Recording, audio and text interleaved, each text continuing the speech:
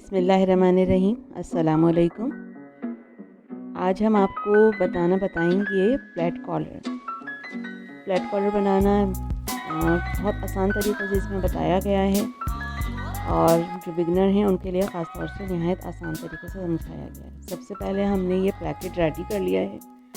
इस प्लेकेट की वीडियो जो है बनाने की तरीक़ा हमारे चैनल पर मौजूद है, आप वहाँ पे इसको सर्च कर सकते हैं। अगर आपने हमारे चैनल को लाइक नहीं किया है, सब्सक्राइब नहीं किया है, तो आप उसको लाइक और सब्सक्राइब कर लीजिए। अब हमारी जो बारी आती है कॉलर बनाने की, तो उसके लिए हमने जो रेडीमेड कॉलर है इसी को ही इसमें यूज़ किया है। तो ये कॉलर 2 पार्ट में रेडी होती है। तो सबसे पहले हमने जो फोल्डिंग वाला पोर्शन होता है इसको भी आयरन की मदद से प्रेस कर लिया है फैब्रिक के ऊपर, और इसका जो नीचे का पार्ट होता है कॉलर वाला उसको भी हमने प्रेस करके विद लाइनिंग और एक्स्ट्रा पीसेस को हमने कट कर लिया है। इस तरीके से आप दोनों को प्रेस कर लीजिए और लाइनिंग के साथ पिन अप कर लीजिए। अब सबसे पहले जो हम इसमें स्टिच करेंगे वो जो फोल्डिंग पोर्शन होता है उसका ऊपर के पार्ट को स्टिच करेंगे। तो इस तरीके से हमने जहाँ से स्टार्ट लेना है, ये हमारा स्टार्टिंग पॉइंट है, और इस तरीके से इसको स्टिच करते हुए हम पूरा ये कंप्लीट करेंगे इसकी सिलाई। इसके एक्स्ट्रा पीसेस को कट करके और इसको बाहर की तरफ फोल्ड करके जो इसकी कॉर्नर है उसके ऊपर हम एजिस के ऊपर इसकी टॉप स्टिच लगाएंगे। इस तरीके से हमारा जो ऊपर का पोर्शन है वो कंप्लीट हो जाता है। और ये कंप्लीट करने के बाद इसको भी इस तरह से यहाँ पे फोल्ड कर लीजिए और जो आपस में नीचे का पोर्शन है उसको भी जॉइंट कर लीजिए। यह हमारा फोल्डिंग पार्ट ऑलमोस्ट डन हो चुका है इस तरीके से। और इसकी जो स्टिच होगी वो फ्यूजिंग के साथ साथ हम करेंगे, और बाद में इसके ऊपर जो हम टॉप स्टिच लगाते हैं उसकी वजह से जो फ्यूजिंग है वो उसमें कवर हो जाता है। अब सबसे पहले हमारा जो नीचे कॉलर वाला पोर्शन है इसका जो पोर्शन हम गले में अटैच करेंगे, जो हिस्सा उसको हम इस तरह से ग्लू की मदद से एक जो ऊपर वाला पार्ट है इसको आप पेस्ट कर लीजिए। अगर आपको यहाँ पे सिलाई अच्छी लगती है तो एक बूट के फासले से आप यहाँ पे सिलाई भी कर सकते हैं, और आप चाहें तो पेस्ट करके उसको इस तरह से रेडी कर सकते हैं। ये पेस्ट कर लिया गया है। अब जो हमारा फोल्डिंग पोर्शन है इसको हम उसमें अटैच करने के लिए पहले हम इसका सेंटर कट लगाएंगे ताकि कॉलर का और फोल्डिंग का दोनों का सेंटर कट हमें मौजूद रहे। अब इन दोनों को सेंटर कट्स को इस तरह से मिला लीजिए। जो बुकरम की दोनों साइड्स हैं उनको एक साथ रखिएगा और लाइनिंग वाले साइड को एक साथ। इस तरह से अब हम पिन अप करना इसको शुरू कर देंगे। जो हमने फोल्डिंग पोर्शन में भी स्टिच लगाया था उसी स्टिच के ऊपर हम दोबारा से स्टिच करेंगे। तो इस तरह से ये जो नीचे वाला पोर्शन है कॉलर का उस पे उसकी बिल्कुल किनार के साथ साथ हम मशीन जो है अपनी सिलाई लगाएंगे। तो इसके लिए इस तरह से इसको पिन अप कर लीजिए ताकि जब हम इसकी सिलाई करें तो हमें आसानी हो लगाने में। और ये बिगनर्स के लिए टिप्स होती हैं ताकि जब वो अगर पहली दफ़ा भी बना रहे हैं तो उनको बिल्कुल भी परेशानी का सामना ना करना पड़े। इस तरह से हमने अपने पूरे कॉलर को पिन अप कर लिया है। अब हम इसको स्टिच करना शुरू करते हैं। इस तरह से अब हम इसकी बिल्कुल बुकरम के साथ साथ उसे इसको हम स्टिच करना शुरू कर देंगे।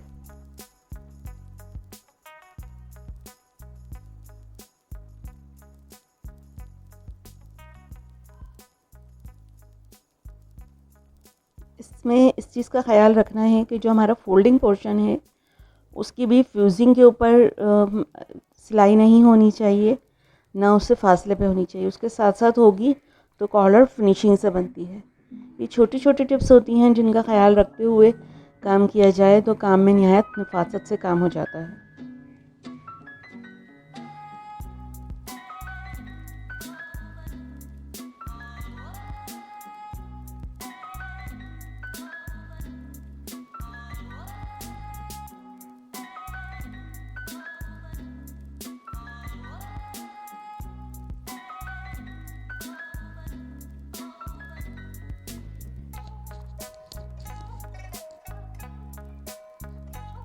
ये हमारा जो कॉलर है वो इस तरह से कंप्लीट हो चुकी है उसका स्टिच।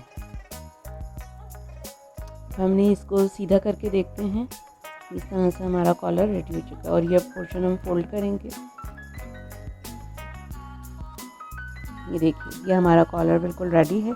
अब हम इसको आयरन की मदद से इसको प्रेस कर लेंगे ताकि जो इसमें थोड़े स्टिच की वजह से वो है वो फिनिशिंग वगैरह आ जाए। ये हमारा बैक पार्ट है और ये हमारा कॉलर का फ्रंट है। अब स्टिच करने के लिए जो हमने मार्जिन छोड़ा हुआ है इसमें, उसके लिए भी हमने इसको इक्वल रखना है ताकि जब हम स्टिच लगाएंगे इसमें तो वो इक्वल पार्ट में स्टिच हो। और इसका भी हमने सेंटर में कट लगा लेंगे ताकि कॉलर को जो है हम 2 हिस्सों में डिवाइड कर लेंगे।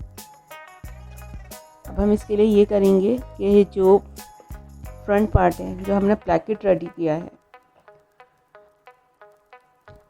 जो एक्सपर्ट होते हैं वो तो कॉलर का राउंड पहले ही कट कर लेते हैं, लेकिन बिगनर्स को ज़ाहिर परेशानी होती है तो उनके लिए ये होता है कि आप इसका गले का भी राउंड कट नहीं कीजिए और इस तरीक़े से 3 इंच पे पहले मार्किंग कर लीजिए। जो ये कॉलर हमने रेडी किया तो वो 15 इंचेस का हमारा तैयार है, तो उसके लिए और लंबाई में भी इसको 3 इंच पे करके यहाँ से हम गोलाई दे देंगे। और अगर आपको प्रॉब्लम्स होती हैं तो फिर आप इसको कॉलर से भी कट कर सकते हैं, जैसा कि अभी इसमें तरीक़े में बताया भी गया है। उसके लिए ये होगा, जो कॉलर है उसका भी हमने सेंटर से 3 इंच यानी बैक पार्ट का एरिया छोड़कर बाकी का जो पोर्शन है उससे हम नापेंगे। तो ये देखिए बिल्कुल परफेक्ट कॉलर इसमें फिक्स आ जाएगी। इस तरह से आप पैमाइश करने के बाद और फिर इसकी कटिंग कर लीजिए राउंड शेप।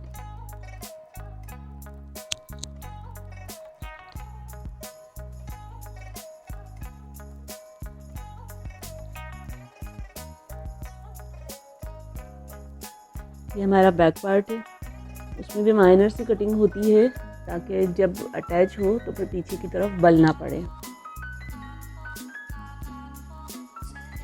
अब ये बिगनर्स के लिए एक टिप है कि जब आप कॉलर लगा रहे हो तो इस तरह से कॉलर को सेट करने के बाद जो स्टिच मार्जिन है वहाँ पर आप चॉक की मदद से या एक मार्क कर लीजिए। इस तरह से लाइन ड्रॉ करने से ये होगा कि जब आप स्टिच करेंगे तो हमारी लाइन भी सीधी आएगी और जब फोल्ड करके हम मशीन इसके ऊपर दोबारा से सिलाई लगाते हैं तो वो निहायत फिनिशिंग के साथ इसमें लगती है। इसके लिए भी ये इस तरह से उनको आपस में पिन अप कर लीजिए ताकि जब हम स्टिच करेंगे तो उस टाइम बहुत आसानी से हम सारा अपना काम कर सकें।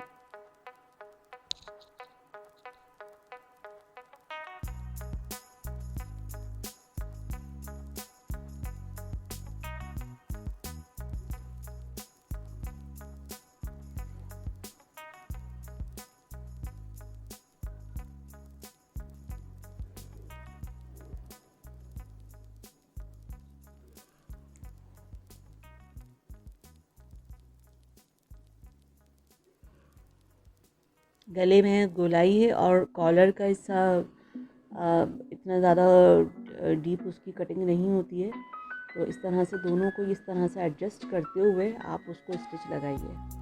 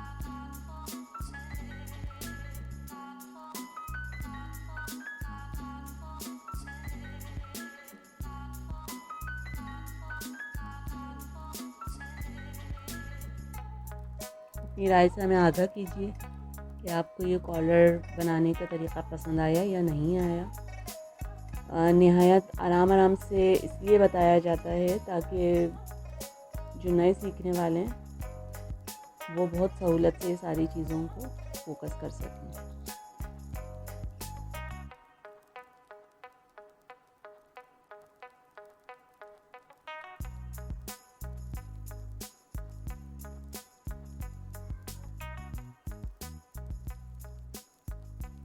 ये हमारा कॉलर कमीज़ के साथ अटैच हो चुका है।